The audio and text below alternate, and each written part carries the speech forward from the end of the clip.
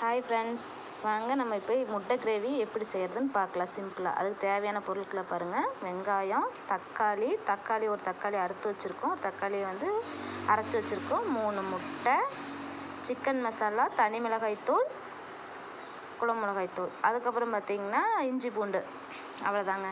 நம்ம முட்டையை வேக வச்சுக்கலாங்க முதலுக்கு. அதுக்கப்புறம் ஒரு கடாயை வச்சு தேவையான அளவு எண்ணெய்,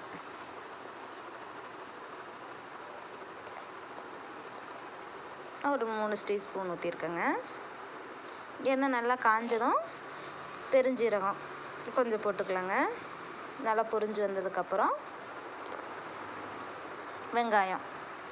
வெங்காயம் போட்டு நல்லா வதக்கிக்கலாங்க.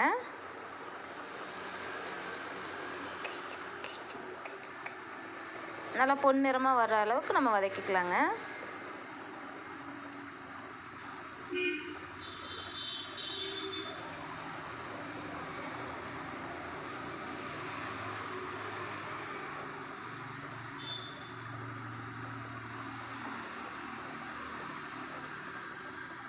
பாருங்கள், இந்த ஸ்டேஜ் வந்துருச்சுங்க.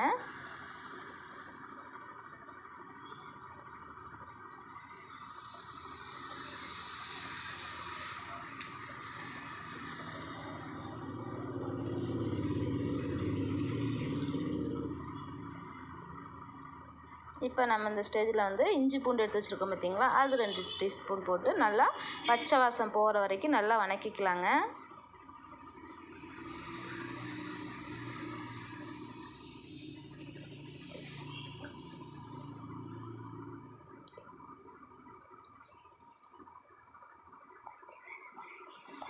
நல்லா அந்த பச்சை வாசம் போகணுங்க. அதுக்கப்புறம் இந்த ஸ்டேஜில் நம்ம தக்காளி பழம் சின்னதாக நறுக்கி வச்சுருக்கோம் பார்த்தீங்களா, ஒரு சின்ன தக்காளியை எடுத்து நறுக்கி வச்சுருக்கோங்க. அந்த தக்காளியை போட்டு நல்லா வதக்கிக்கலாங்க.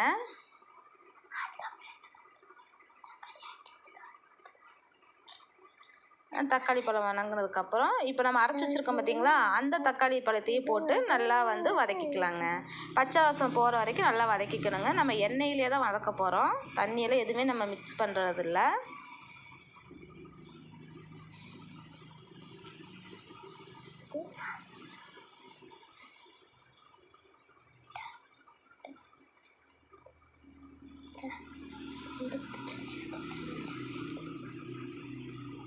இந்த ஸ்டேஜில் கொஞ்சம் உப்பு போட்டுக்கலாங்க. தேவையான அளவு உங்களுக்கு எவ்வளோ தேவையோ அவ்வளோ உப்பு போட்டுக்குங்க. எனக்கு தேவையான அளவு நான் உப்பு போட்டிருக்கேங்க. எந்த உப்பாக இருந்தாலும் ஓகேங்க. கல் உப்பும் போடலாம், தூள் உப்பும் போடலாம். நம்ம உப்பு போட்டோம்னா கொஞ்சம் தக்காளி சீக்கிரம் வதங்கணும்னு பார்த்துக்குங்களேன்.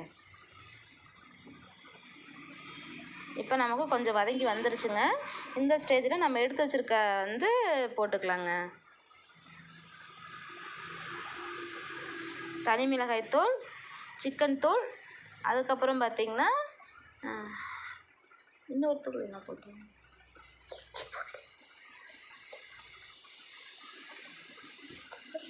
மல்லித்தூள் 3 தூள் போட்டிருக்கோங்க. போதுங்க இந்த ஸ்டேஜுக்கு. இந்த இதுக்கு நம்ம சிம்பிளாக தான் செய்கிறோம், நம்ம கிரேவி தான் செய்கிறோம், அதனால் கொஞ்சம் கொஞ்சம் போட்டாவே நமக்கு போதும். நம்ம பார்த்திங்கன்னா அடுப்பை சிம்லேயே வச்சு நல்லா எண்ணெயிலே வதக்கி விட்டுறலாம். நம்ம வதக்கிக்கிட்டே இருக்கோம்.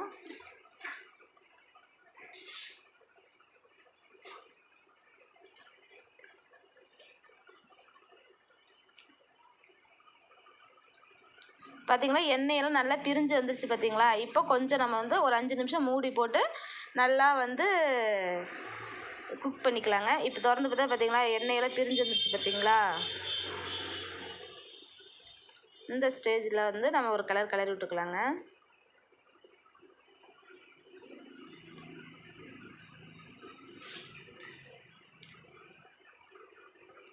இப்போ நம்ம முட்டை வேக வச்சு அறுத்து கட் பண்ணி வச்சுருக்கோங்க, அதை எடுத்து நம்ம வந்து கிரேவியில் இப்போ போட்டுக்கலாங்க.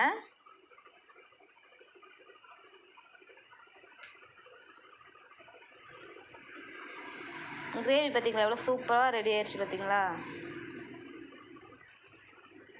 நம்ம கிரேவியில் போட்டாச்சுங்க. இப்போ பார்த்திங்கன்னா நம்ம வந்து 2 பக்கமும் நம்ம திருப்பி விட்டுக்கலாங்க கிரேவி.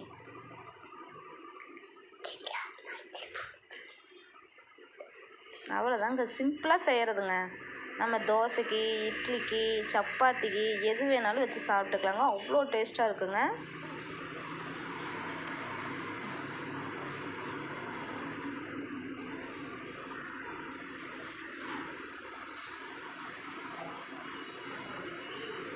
அவ்வளோதாங்க. நம்ம வந்து நம்ம எதிர்பார்த்த மாதிரி கிரேவி அவ்வளோ சூப்பராக குக் ஆகி வந்திருக்கு பார்த்தீங்களா?